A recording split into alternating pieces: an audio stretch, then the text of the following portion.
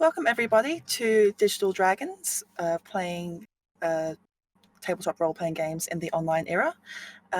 We are going to be discussing playing tabletop role-playing games such as Dungeons & Dragons, Pathfinder, all these other games in the current age of the internet.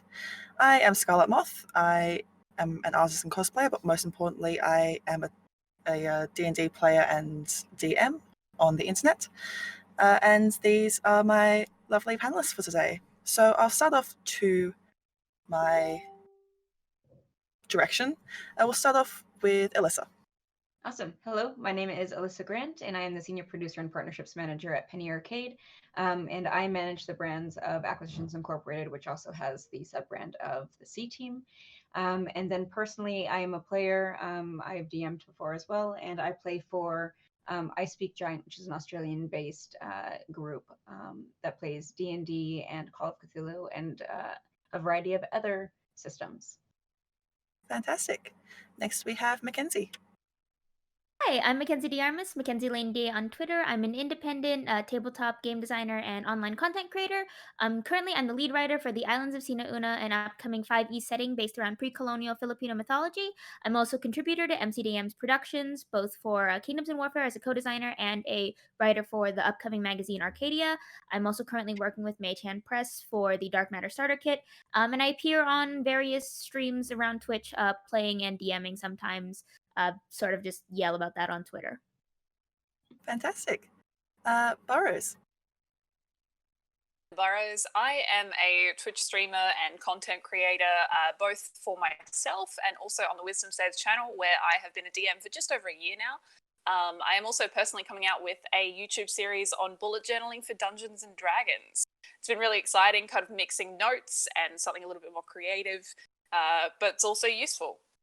Really good. Awesome. Next we have Matt. Hey, I'm Matt. I DM for Split the Party over on YouTube. We run a comedy series heading into our 4th season. Hopefully, it's out by the time we have this panel go up. We also stream on YouTube, do live shows, and come on to PAX panels and do games and discussions like this. Yeah. You can find us at youtube.com/splittheparty. I can't remember if I already said that. And last but not least, we have Shauntelle. Hi, I'm Shauntelle B. You can find me on Twitter at Shauntelle B. I am a variety everything at this point. I think I'm an actor, voiceover artist, writer, narrative writer, psychologist. I've probably said that. And I stream over on loads of different channels, playing pretty much every system under the sun. I'll play D&D, Savage Worlds, Open Legend are the 3 that I've played most recently. But if you've got it and you can play it over the internet, I will be playing it. Fantastic. So now you've met our panelists. Let's get into some questions. So I have asked people who have wanted to know a bit more about playing role-playing games online, as well as wanting to know more about broadcasting or creating content for these systems. And I have some of their questions here. So first off, let's start with, how did you actually get into playing your RPGs and playing them in an online setting? Gosh. Anyone can go first. Yeah. So I believe I started at 16 or 17 with Dungeons and Dragons. I think I started with 1st edition and then moved to 2nd and then 3.5 and then I had Pathfinder for a bit and now on 5th. But that was my very start into TRPGs as a whole. And then I moved over and worked for Dungeons and Dragons, or worked on Dungeons and Dragons for WotC as an associate producer. And I played a lot of games there. I played one that was, I believe, on stream. It was an Out of the Abyss campaign. And then ever since then, I've just been playing just a ton of different systems. So like Tales from the Loop is incredible. And I've been doing that with Penny Arcade, and we do D&D and Call of Cthulhu. So it's interesting to see how it's evolved over those years since I first got into the game. There are so many systems to explore, but yeah, it's been quite a few years now. Yeah, I mainly played Dungeons and Dragons online. I played a little bit when I was at school, but that was probably 3rd edition, beginning of 4th edition. Bounced off of it, also because it wasn't as popular back then and there's still a bit of a stigma surrounding it. But then 2016, I got into watching a lot of actual play games such as Acquisitions Inc., Dice Camera Action, Critical Role, all of those, and just really found that, oh, there's a way for me to play with my friends interstate, overseas. I can play online, and it is just as fulfilling as playing in person. And so that was when I really dove into actually playing for myself. And now I've dabbled in a few other settings, like and a few other games like Call of Cthulhu I've played a bit of. I'd really love to play the Dragon Age RPG. I just got back into playing the game, so I'm dying to give that a try. And yeah, mainly D&D with bits of homebrew. I personally I started an at-table game about 2 years ago. And that slowly, through like scheduling conflicts, that slowly dissolved. But one of the friends from that campaign went interstate, so it was necessary for us all to go online. Because I don't know if anyone's tried it before, having one person online at a table. Oh, it doesn't just really does not work that well. Yeah. Yeah, it was just kind of necessary, and it's been really good. Yeah, on the one person online note, well, our first season of the show, a couple of episodes, we actually had to have someone just Skyping in because they were in Perth and couldn't get back over in time, and it definitely posed new challenges, but it was also very interesting to see how it would work in that situation. Now, with the current environment, we're in Melbourne, where we have to stay indoors a lot more, and all of my games have gone online, but I've still made it in a way to still make it as fulfilling for myself. As the person that, last year was in Perth, while the rest of the table were playing, it became a case of, but hello, I just want to, I'll send you a message. It's fine. I'll send you a message. Mm-hmm. Yeah, there was a lot of that for us too. It's wild how games that you play at home translates to the streamed games quite a bit too. Like, it doesn't really work to have one person long distance during a home game, just as much as it doesn't really work when everyone's in person and one person's remote for a streamed game. Yeah.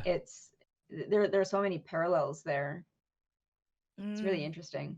No, I found I can get a lot more comfortable when I'm playing from the comfort of my own room. I just feel more relaxed and prepared instead of like, oh, I have to go get my stuff, I have to go over to this friend's house, make sure I've got snacks, got my character sheet. Oh no, I left my dice at home. What do I do now? I find it quite a welcoming and relaxing environment. So have all of you found that the amount that you play has grown since we've all, started to experience the quarantine life? I'd say mine was weird because it was like I had a game where it was like a hired DM situation, so I would go and play Curse of Strahd with them as like a gig. But since all the quarantine started, we stopped playing for a bit, and then we realized that this wasn't going to end anytime soon. We actually moved it online, so it kind of stayed the same, but also changed in a different way because I ended one campaign, started another. So I think, it's weird. It didn't grow as much as almost just stay consistent, but the transition was fairly smooth. That's nice. Yeah. The amount that I play has grown, I want to say exponentially, but it's not quite. Partially because a lot of people at the moment especially want to play for self-care. So there's a huge amount of escapism in roleplay.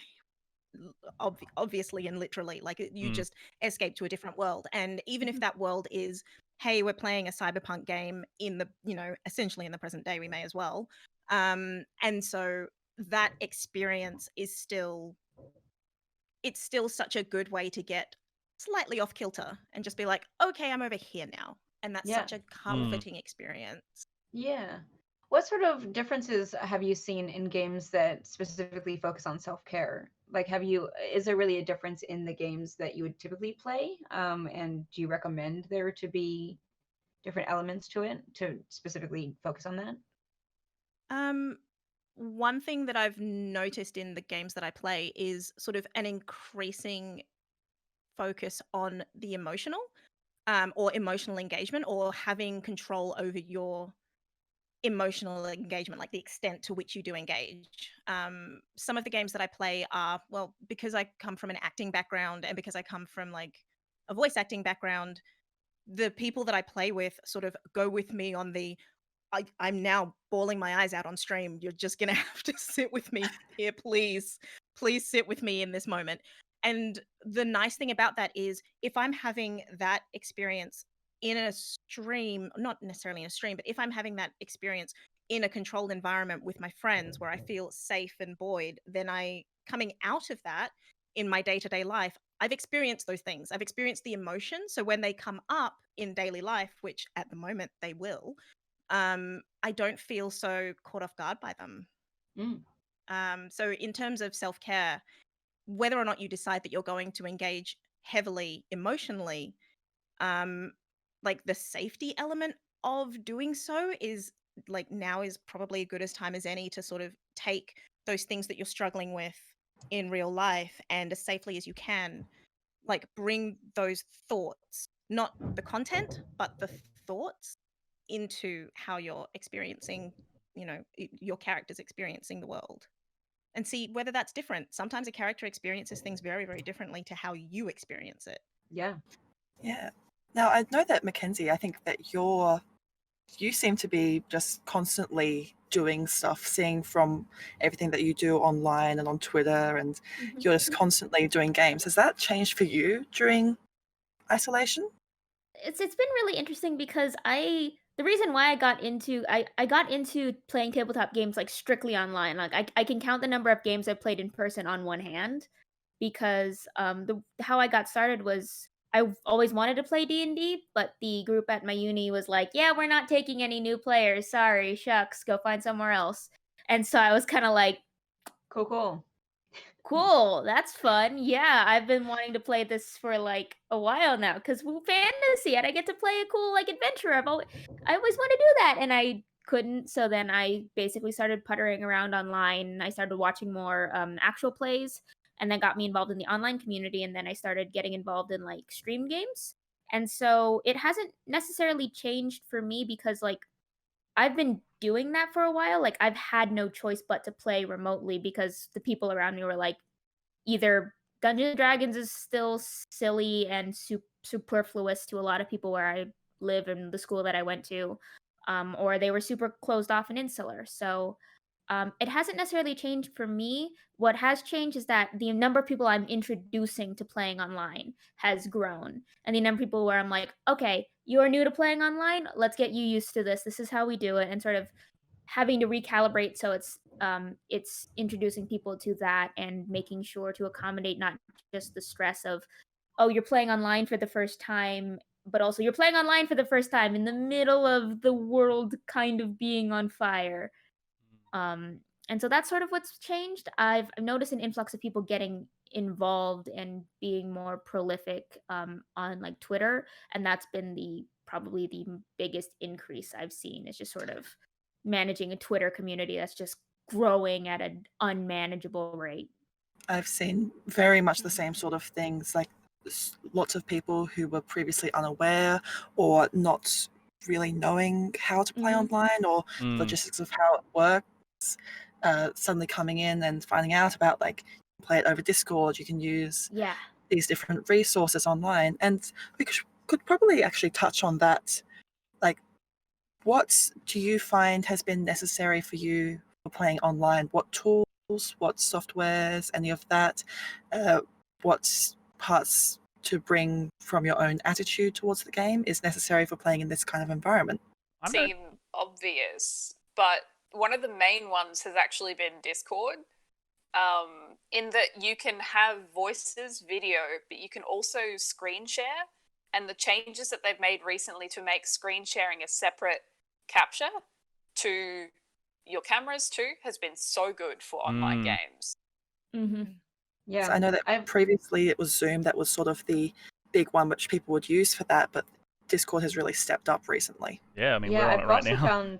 that creating a Discord group makes it a lot easier when you have different channels for different things. Like, for example, we have a channel just for maps, and we have a channel that's supposed to like just for questions of the campaign, and this is for one single campaign that we do it for. And then also Discord allows for you to share a Spotify playlist, and everyone can listen to it together, which is awesome. Yeah.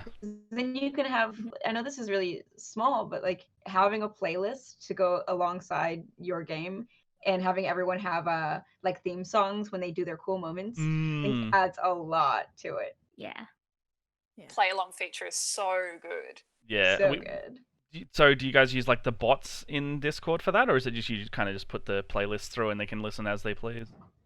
Oh, it's embedded. So like if you have the Spotify app and then you have Discord, you can just do share a playlist. It's awesome. Excellent.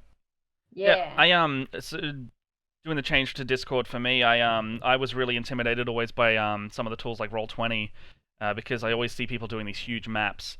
And I was like, oh, I don't know if I can pull that off. But then I actually saw someone on Twitter that gave me my favorite idea I've seen. I use Photoshop for my maps now. I literally draw the fog of war and then fill it in with just the fill function, and I screen share that. And then they can't control their tokens as much, but it worked out that we can have these like huge 8,000 pixel resolution maps. And you just zoom them in on Photoshop, make the squares all same size, and you can do battle maps very easily that way because it's all layer based. You click on whichever you want, and you just move it, and that's pretty much been what I've been using the whole time. Yeah, that's cool. It's like your own Roll20. Yeah, pretty much. I think that's Roll20, whilst it is an amazing source, I think a lot of people, especially if they're coming from the physical environment, might get caught up in the, but what about the minis? What about the maps? What about this, that? Roll20, it's a resource which is there for the maps. I mainly just use it for maps and for if some of my players need help with their character sheets, because I can look at it, bring it up, tell them what they need. But I mainly just use the maps as a visual guide for them. But I find that what is really great for online play is just if you have video and you have voice and you can create an atmosphere for your players, you can create some great theatre of the mind play, and it is just bringing them into the story and the setting as the focus, which without having any of the visual distractions at the table can be a really powerful experience, especially like what Shauntelle was saying before. You can really bring those emotions forward and bring those character moments to the forefront. Yeah. I really like using Roll20 for the music and the ambience because they have a lot of things already preloaded in. Like a lot of like Kevin MacLeod and like tabletop audio, so they have a bunch of ambient sounds. And so I as both as a DM and a player, I never use maps because I struggle so hard using maps. It's just my brain cannot process doing that, so I play solely theater of the mind. And I love being able to use Roll20's audio feature because it makes sure everyone's listening to the same thing like at the exact same time in sync. And it also gives the individuals the ability to toggle their own audio. So I know for some people, music can be super distracting and super detrimental to being able to focus. So for those players, they have personal audio control and they can just slide it off. But there are other people who really rely on the music to help focus or to help set the ambiance, and they can bump it up. And it also helps the DM. Like the DM can control and add in sound effects. I've had moments where I've actually been able to upload audio files from players who have had to leave a campaign. I've had them record something and then upload it into Roll20 and share it. Oh, cool. Oh, that's Let them do awesome. that and surprise my players with like that voice coming in at the campaign finale. They were like, "Wait, she's back!"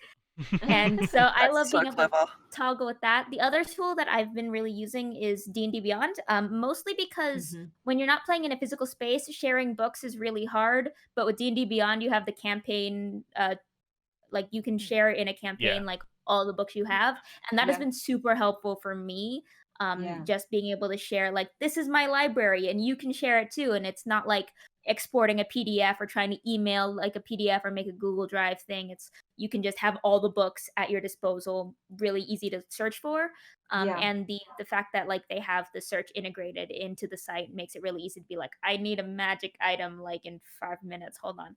Yeah, So that's been really helpful for me. They put out a good Discord bot too that I've just started using in the Yeah. last couple of weeks. It's fantastic. You can just type almost any function from the source books and DMG and stuff, and it'll just connect straight to D&D Beyond, give you the description in Discord and everything. It's That's rad. Yeah. so good. And the embedded tooltips in the actual like books, quote unquote, where they have links and you can just hover over Yeah. it and then it'll show the stat block. Yeah, I It's love been that. Very super helpful. helpful for me. Yeah, Yeah. know that- So it's not like just flipping through like 10 different PDFs. I know that for They- Roll20, it's quite good as well because they have the source books for other Yeah. systems too. Yeah. And the character sheets as well. yeah. Yes. The character sheets are great, and they just implemented a new dice rolling function to the character sheets that allows for it to add your stats automatically. So, like, you could roll, an intimidation check off of the character sheet itself, and it will add all of the modifiers to it. Yeah. Cool. Yeah. It's very, very cool. Also, you get to Mhm. change your colors, and that's rad too. So, It's That's I like nice. using Roll20 when it's for a game or for systems that either I'm not familiar with or other people aren't familiar with, because most of the time it'll do the math for you and all you can do is click on the respective label. I'm playing in a Masks campaign right now, and like I'm not super familiar with how Mask works until recently, but it's been super easy just to be like, okay, roll a savior, and it's like I just have to click the button and it does all the math for me, and it'll color code it, so I'm not like, what's a 10 again? It'll be like green for a full hit, blue for a partial, or red for a miss, and it's like super easy to just be like, oh, So much and less it helps it helps teach people really quick too, because it does all the math and it takes That's away a neat. lot of the pressure of having to add really quickly in your head. Yeah. Yeah. I feel like something that's missing from this discussion so far is like the things that have gone from our physical space to our online space, and I'm a dice goblin, so Yeah, that I am a dice That holder hasn't as well. I this still get my players, if they want to roll physical dice, because I know for me, I really love the feedback of the clicky clacky Yes, math the rock. shiny math rock. clack noises. Absolutely. My clickety clackety roll to attackety. Yes. I mean, I could say that more on stream if you like. That's fine. Yeah. Or if you just want to make those ASMR clicky noises, I just find it very satisfying. But there's the choice there now, because I know that even sometimes I'm not great with the maths, so it's good to have those tools there which can help, because that is something which I find for new players is especially intimidating. What do all these numbers mean? What am I adding to this or that? And having tools which can help you overcome that barrier or just be there to help is just so helpful, and I wish was there for some people starting out. Like, maybe I wouldn't have bounced off D&D a decade ago if I had had those kinds of resources. Yep. Yeah. Especially with heavy games like D&D, where it's like it requires a lot of math, and I know that that scares people, or it makes people who can't add really quickly in their head feel bad or less than, and then that makes them less likely to continue playing, because there will be people who will be really ornery or mean about like, oh, you have to do the math, you're using a calculator, why are you using a calculator, you're not smart enough. And that's like, and I think moving into an online environment and having those tools where it just does it for you has been super helpful in sort of kicking that attitude to the curb, which it should be, because that shouldn't be any reason why you shouldn't be welcome at a table. Like, Yeah, especially to a new we player. have Like, calculators on our phones. yeah, you don't like, the last thing you should do is turn off any new player to these games that just because it's not the style you play, they shouldn't play. Like, that's not okay. Yeah. And I think like moving online and this forced transition into a completely new medium has sort of kicked that traditionalist mindset, and sort of made a lot of people rethink that, oh, you have to play D&D with pen and paper, you have to print out your character sheets, and you have to do this. And it sort of helped a lot of people break out of that, like, if you don't play D&D like this, you're wrong, because we all have to play differently now. And it's helped. Yeah. To also address a couple of the other systems. So I know like Edge of the Empire has some applications that you can use that makes it a lot easier instead of going through the physical source materials. They have like dice rollers. Call of Cthulhu has Dole House. That is a really great site to help you create characters. and also do a lot of the addition there, just because all of these systems are so different, whether it's a D20 system or a D10 system or a D6 system like Tales from the Loop. So there are just a ton of materials out there that I think are just really helpful for us all being able to transition over into the digital space.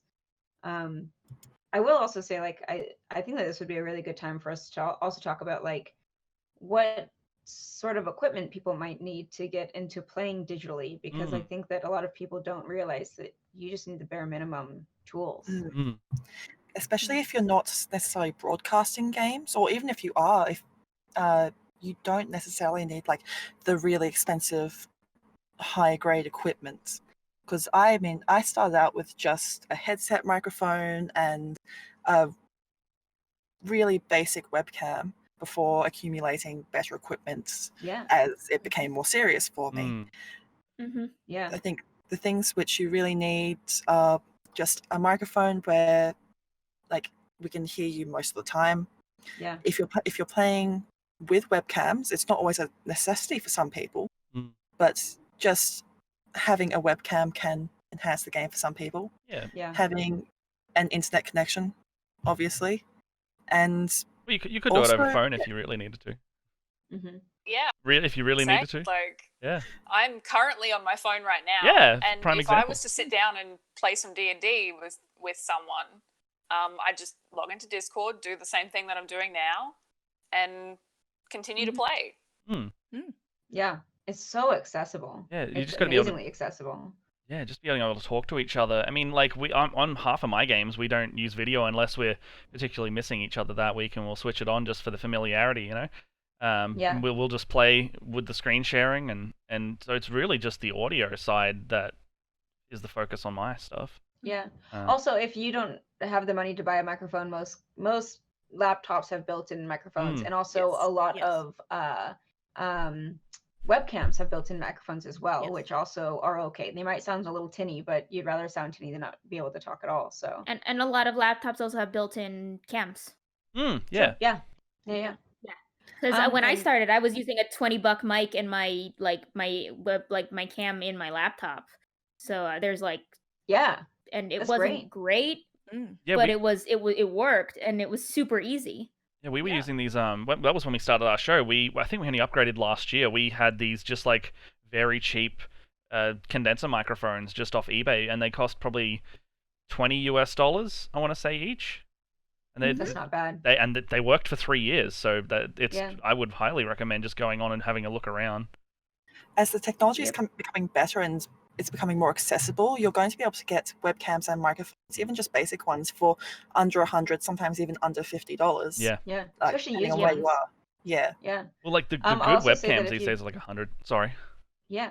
Oh no, I was gonna say if you also did want to get into streaming, like you honestly, other than a good internet connection, like if you wanted to stream your games and just get to the basics of it, like it's always better to start than say, well, I can't do it until I have this great technology. Yes. You can get like $15 ring lights that work perfectly well for lighting. You can get, really basic microphones, and just as Scarlet said earlier, like build on it as you go, because you can always use the excuse of I don't have the tech, but if you have basic stuff, you can just get started. I struggled with that when I first started out. I appreciate how all of us pointed to our cheap ring lights at the same time. Yeah. Look, there it is. My webcam is also a ring light. 2 in 1. I've just got like a hue bulb on like a $5 clamp sitting over there just so I can make my background it's slightly red. My husband's a lighting designer, so I have no excuse. Something that Matt said earlier really resonated with me, where you said that you don't necessarily have to have video in order to play a home game with your friends. And I would even will say, like... Sorry? Oh, I was just going to say, like, I have some friends who play a 7th Sea game where they weren't using a webcam for the first few months. And some of them were like, well, I didn't really like it as much. But some of the other ones were like, well, it made me less anxious to not have to be on video, and I didn't have to be on the entire time. I could just kind of zone out and also play and tune in when I needed to. Yeah, so it is an option. I have a player that in one of my games that just wrapped up, I could tell it was fine overall because they were a very engaged player. I could tell because Discord tells me that they were playing World of Warcraft at the same time they were playing D&D. So I was like, look, I know you're doing it, but it's fine overall. Like, this is what you're comfortable doing. If you can multitask and not tell me that you're a night elf while you're playing D&D, I'm gonna be fine with that. But yeah, it's especially with the current situation with everyone always having to social distance and everything like that. Just even seeing someone every now and then, just nice. Outside of your regular circle of people you see, like whoever you're living with or whatever's going on, and also just like that break in the routine too. There's even play by post or just side game experiences that you can have, so you don't have to sort of restrict yourself to this is when we play. You can go, okay, well, I kind of want to have an interaction between these two characters. What is this like? Let's discuss it. Let's talk about it. Let's go through that and, play it out like a scene. You end up with a little play script. Yeah, I've noticed a lot of games I'm playing as well just love to tangent, for good reason. Like there's less pressure. You can play for a bit longer sometimes because no one's traveling as well, and then you can do a little bit more silly things in the online space because there's less pressure to get it all done. Yeah. As a DM anyway. For sure. I think something I've noticed as well is that with the new tools that have come out, but also the new ways that people are playing, is that it has helped with accessibility, both for people who are trying to come into the game for the first time, new players, people new to the system, but also people who may have had barriers to entry before, be it if they have visibility issues, if there are actual disabilities or mental disabilities that are impairing that. There's more options for play now, which is amazing. And I found, especially on the broadcasting side of things, even with streaming, there are options to actually get live transcriptions and subtitles in some programs. You just go through a browser and it transcribes what you're saying into live subtitles. I think Discord and OBS supports that now as well for some of these panels. Yeah. I think. I will also say that this might be a very, very basic thing, and I'm sorry in advance, but I think communication is really important when it comes to these things. Like, everyone typically has like a session 0 where they sit and they talk about, what are the topics that they aren't necessarily comfortable with, what are things that they need in order for the game to feel like a safe space. But similarly to the having like a webcam on or not in a game, I think it's really important to understand what everyone needs for that specific game too, because sometimes people need that interpersonal connection, and sometimes people don't need that pressure to be on. So like having in a way, confabs before a game even starts about what that session specifically needs. If it's a home game, I think would be quite prudent for the well-being of the players. I don't know. Have any of you done I guess, chats about that before even just games as opposed to campaigns? Yeah, that's something which I find I'm doing before even just one-shots now, is going through, seeing what people's lines and veils are, what they are and aren't comfortable with, what they're like on the fence about being comfortable with, and just having another part of being online is having access to the online community and helping to establish like RPG safety checklists and safety tools, things which people can use to help them to establish their boundaries, figure out what they are comfortable with, and that's can only be a good thing. Yeah. Yeah. And especially now, like when we're all in quarantine too, like we all have different, trigger words around our current situation even that we might not want to go through. So like I love having, pre-game discussions. Because like it's changing on a week-by-week basis now. Yeah. Yeah. I think also as well, it's for people who are in longer campaigns as well, especially online, there are a lot of like nuanced behavior for when people are starting to feel uncomfortable. So it's really great to have those conversations before, after, even if you are in a campaign, continuing to have those conversations. Because I even know I myself as a DM have sometimes gotten to a point where I'm like, I'm actually not comfortable with this at the moment. And obviously considering the current situation, that becomes an issue for a lot of people as well. Just constantly having those conversations might feel repetitive, but it just allows people to bring things up if they've just started to kind of come up and surface. Mm. I know that Makenzie, it's did you have something? which, Makenzie has actually Yeah. worked on before. Yeah, I haven't worked nearly as intense. I haven't worked on it specifically. I wasn't. Credit goes to Kiana Shaw and Lauren Bryant Monk for curating the safety toolkit that recently won the Ennie. It's been super important for communication and establishing those boundaries, and it's also been something that like I found really helpful for me, especially in online games, because of my disability, I can't process facial expressions really well, nor can I process tone of voice. So I need to have both working in tandem. So I need to be able to look at someone's face, try and cross-reference it with how they're saying something, and then make a really good guess as to how they're feeling. And what's been really helpful is with like Zoom chat or Discord, I can just send them a message during the game without interrupting the flow of the game and just be like, was that okay? You look slightly uncomfortable. I think, are you uncomfortable? Did I cross something? And it's been really easy to just send them a private message and go and check in without breaking the flow of the game of everyone else, and without calling them out in front of everyone else and being like, "Hey, you look uncomfortable. Is everything okay?" Because that puts people on the spot. Yeah, and definitely. that's uncomfortable, and it'll bias their answer. So being able to play online and having that ease of a second channel communication that works in tandem with everything else has been super helpful for me. Can I just say as well, actually, that from a psychologist perspective, but also from a player perspective, like playing online, that has been possibly the most difficult thing that's come out of moving everything online is I am trained to look at body language. I'm trained to look at body language and tone of voice and, feel emotions with people to a certain degree. And I can't, it's not that I can't, it's a whole different skill to learn how to do that with people through a camera and through audio. So for someone like me, I have synesthesia. So I have sight sound synesthesia. I see sounds.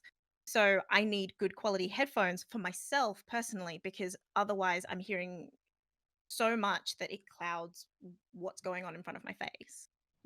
So it's the things that have become difficult are really interesting, as well as the things that have made life easier, because they're completely different sets. Yeah.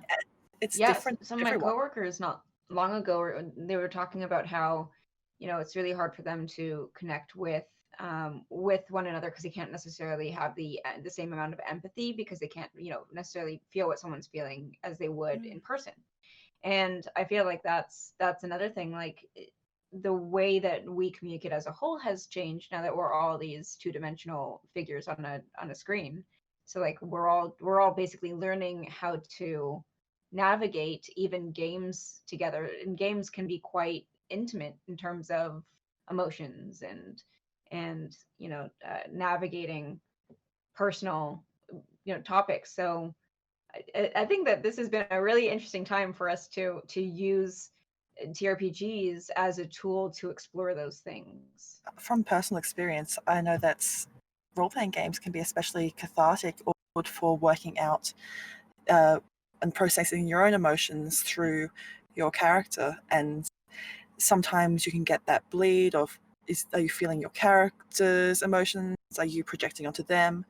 And having all these tools at your disposal to help even just figure out what you're feeling is fantastic.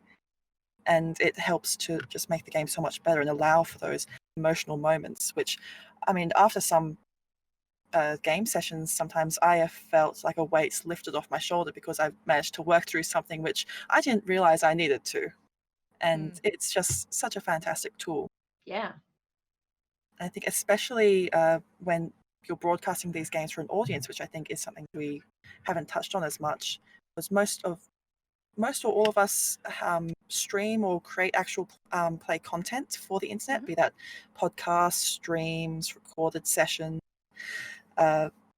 which I think that's now online play has allowed for everyone to have the opportunity to broadcast their game to an audience. And that's a whole other aspect of it. So as actual play creators and content creators for online, what are the pros and cons of being able to actually broadcast your games to an audience?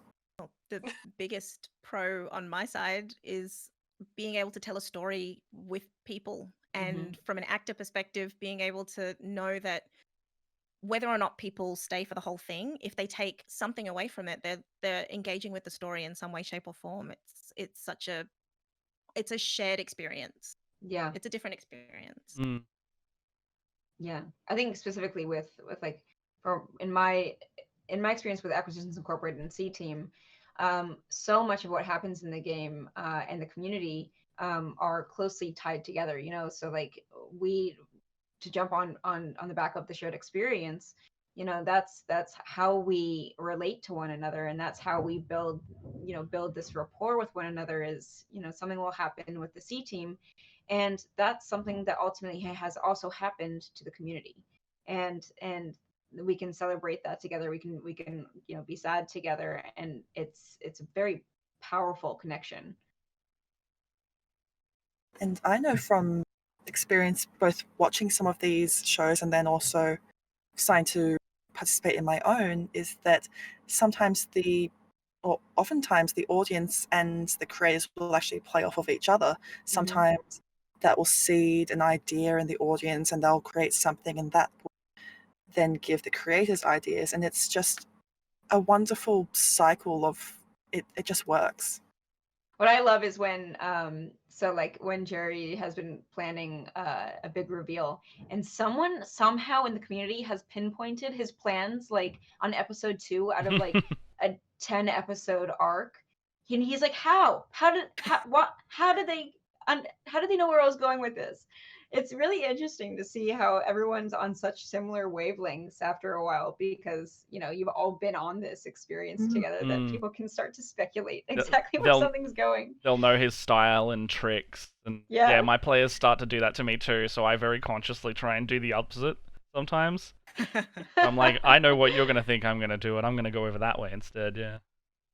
I had a very interesting experience of that happening before, as well as an audience member, of figuring out something which actually happened in an actual play campaign and voicing that theory to the internet.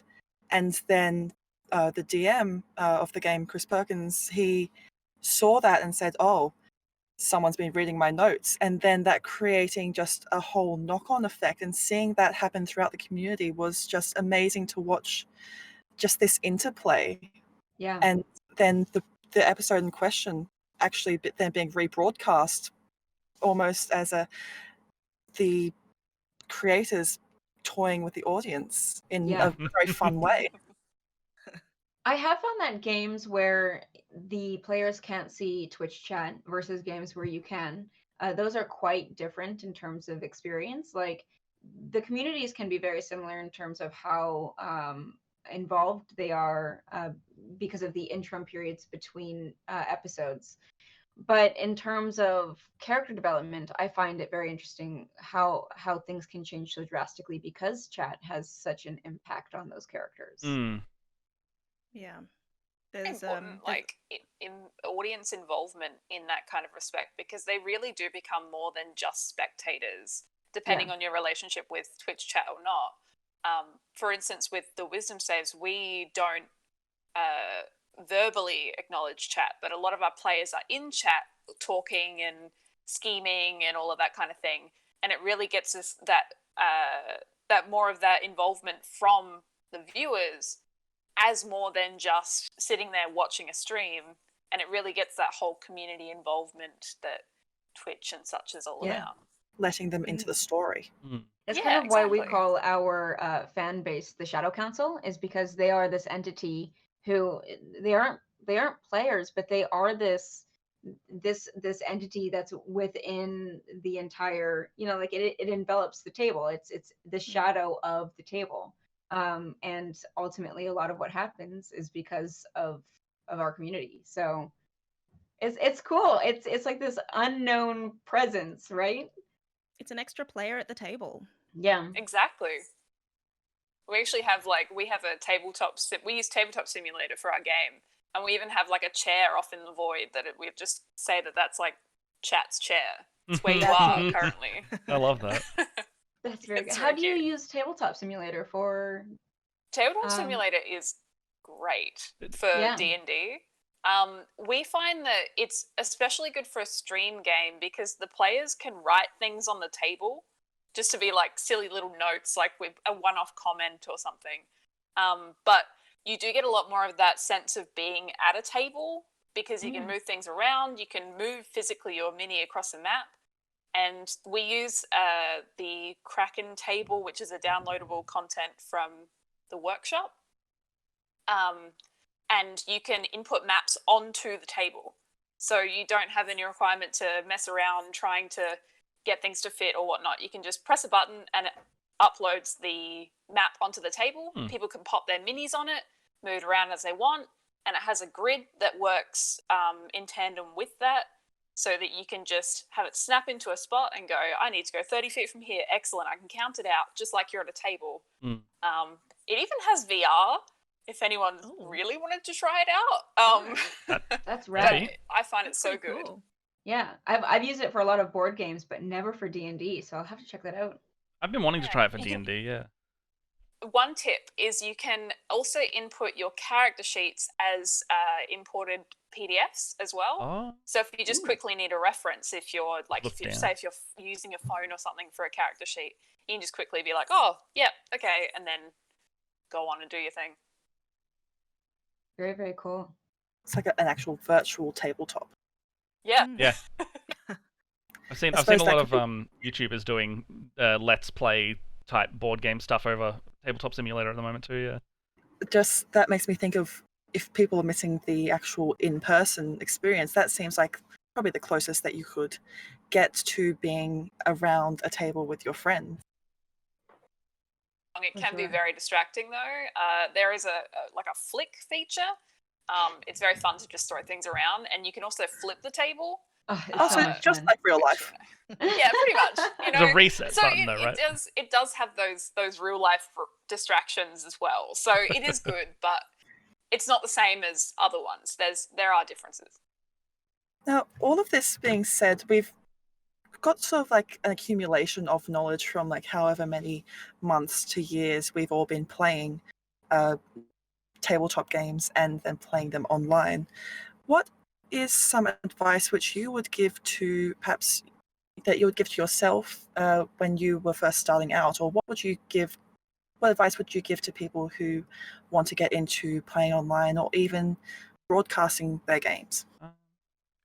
Similar, I mean, something that I think I said it before, was just the don't wait around to have the perfect setup. Is just if you want to start doing it, if you like for content or your friends or whatever, if you set up the thing and you have a good table with a good game going, people will come and watch it. If it's content, people will come and play it. If it's your home game, and if it is for a production, the only thing I would say is just make sure your sound quality sounds good, because people will be offended through their ears before their eyes, much more. You can have a crappy webcam that costs like $10 and a good sound, and people will be like, oh, that sounds great. Maybe they'll get good video later.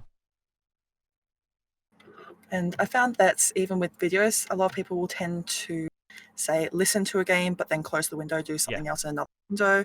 So sounds, I can very much agree with that point there. Just as long as you can hear each other. Yeah, that's true. One of the big things for me personally, and it's actually something that I'm doing right now, is looking after yourself as a player, and making sure that you don't suffer too much burnout and whatnot from being in an online space, because you're doing so much more than just a home game. You're also interacting with a community, you're creating a story, and just kind of allowing yourself time to take time off. You know, letting someone else take the reins for a bit. Maybe being like, I'm, a little bit tired this week. Maybe one of the players can run something, or just kind of allowing it to be a bit more of a, like, you're not structured in, you don't have to do every single week. Has to be you. It's only you. Like, feel free to offload a little bit. onto everyone around you. Mm. Yeah, that's something which I know I do with my Elder Scrolls game, is that we only run once a fortnight, because then that gives me the time to be able to prepare, do anything else that's come up in my life, but also it gives the players the time to de-stress and to decompress. I think that having that time to be able to actually think about what's happened in the game can be really important, Mm. especially if you're the one who is running the game or running the stream. You have so much that you need to look after. Is the audio working? Are we skipping frames? What's happening with chat? Am I having to control the map? All of this stuff, it can be really overwhelming, especially if you're like me and you're on the spectrum. It can be very full on for all your senses. So I think that all just comes back to communication as well, being able to figure out with your group and with yourself what you want out of the game and what kind of things you're looking for, what your players want or don't want. Just in general, communication is key. For sure. Yeah. Yeah, I think I have three things that I think are extremely important to any D&D game, and I think what you just said, Scarlet, is a huge part of that. Is like number one to me is session zero. Have a session zero, make sure that everyone's on the same page, communicate, and especially know what kind of game that everyone's looking for, because some people might like mechanics, some people might like with min-maxing with mechanics, or some people might just like to do the role play heavy games. So like know what everyone's looking for so that no one comes away disappointed, which then moves into my second big point, and that is make sure that you're having fun, because not only with home games but also with streaming, authenticity is something that any audience is going to pick up on. And if you're not being authentic and you're not having a good time, like what's the point for you, and then what's the point, because your audience is just going to not have as much fun either. And then the third point moves into the community, and create a community that you yourself would want to be a part of, because that also allows for you to be compassionate to yourself, because you're around people that you enjoy.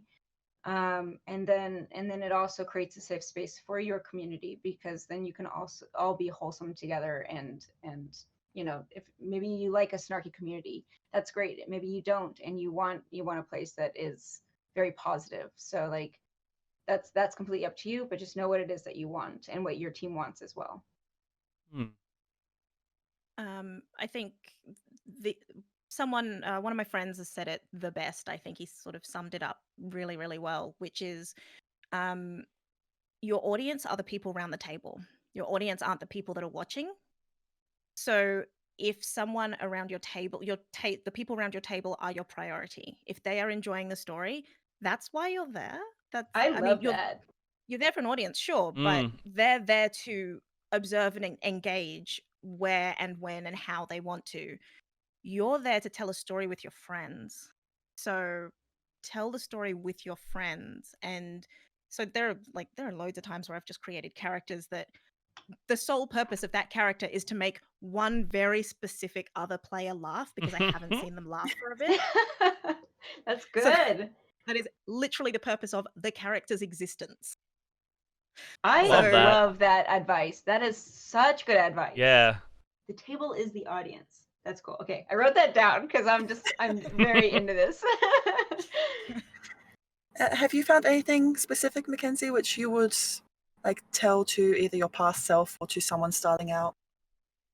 I think, especially in regards to the online space, I think the one thing I would emphasize is you're going to find a lot of, especially in the online space, there are going to be a lot of people who are broadcasting their games, and there are going to be a lot of people you admire and you like their play style or you like how they DM.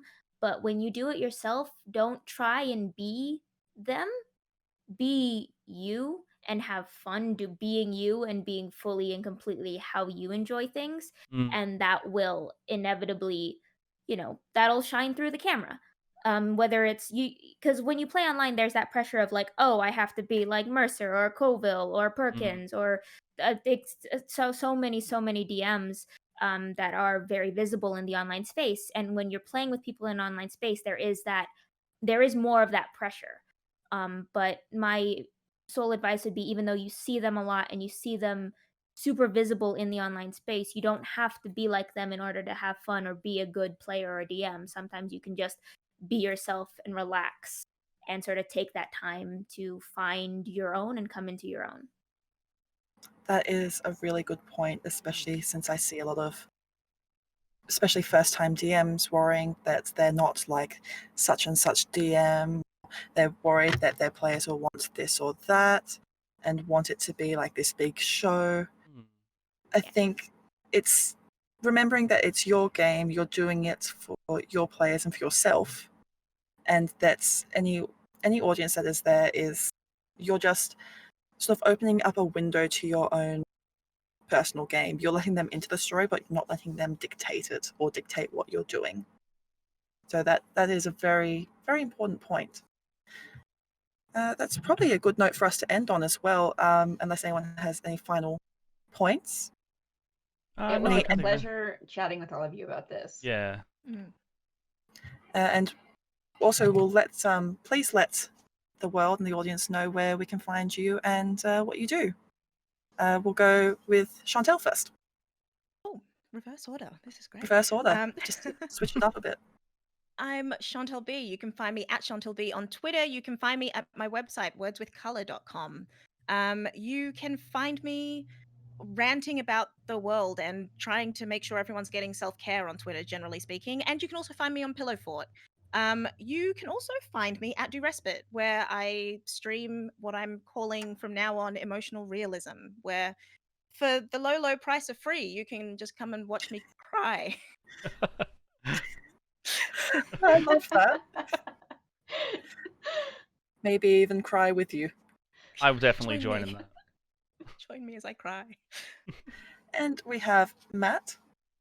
Again, I'm Matt Brown. I DM for Split the Party over on youtube.com/splittheparty. I think I forgot to mention before, I actually started professionally DMing this year, so I'm available for games locally, internationally, wherever. We can do it digitally now, so that's fun. We also... We'll make Sorry? you cry for money. I'm fine for that. I will draw some tears. We also stream over at Split the Party TV on Twitch, and we hopefully are releasing our 4th season by the time these panels come out. And Burrows. So I'm BurrowsRed. I do my own Twitch content. I also have a YouTube channel that's currently focusing on D&D bullet journaling, so keeping your notes in a productive but also useful and artistic way. It's very exciting. I love it. But I also am a DM and a player on the Wisdom Saves channel for their Tuesday campaigns and also their Sunday campaigns. So I'll see you around there. We have Makenzie. So I'm Makenzie D. Armas, Makenzie Lane D on Twitter. I'm the lead writer for The Islands of Sina Una, which you can pre-order now on the Deck of Many's website. You can also check out MCDM Productions, run by Matt Koval. I'm doing work for Kingdoms of Warfare and their upcoming magazine Arcadia. Last but I mentioned Dark Matter, that is on Kickstarter right now. I'm pretty sure by the time this panel comes out, the Kickstarter will be finished, but it's still something you should definitely check out. And last but certainly not least, by the time this panel comes out, I will be over on Critical Bard's channel every Sunday playing a Tiefling Artificer in the Creature Collectors campaign, which I'm super excited about. Thank you so much for having me. This is great. I am always up for more tieflings. Just I will eat them up. Give that good content to me. We also have Alyssa. Yep, so my name is Alyssa Grant. You can find me, I'm Hobbitses on Twitter and Instagram. And I'm also on I Speak Giant, which you can find ispeakgiant.com for any of the podcast content. And then you can find any content for ACK Inc. on ack-inc.com. And that website has an amazing parody of Clippy the Clip at the bottom, so you should definitely check out that website. The aesthetic of that website. The aesthetic of that website is my favorite. It's so good. And I am Scarlet Moth. You can find me on Twitter at @thatscarletmoth. I mainly do cosplay and art, but I also run Scrolls Foretold, which is a 5th edition based Elder Scrolls campaign. We do that every second Tuesday night over on my channel, Scarlet Moth, which is on Twitch. I also do props and stuff. I've done some stuff for Penny Arcade, and I talk a lot about D&D and games and cry on the internet a lot. So if you're interested in any of that quality content, just go check out my Twitter. Thank you all so much for joining us. We hope that you have been entertained and informed, and enjoy the rest of PAX Online. See ya.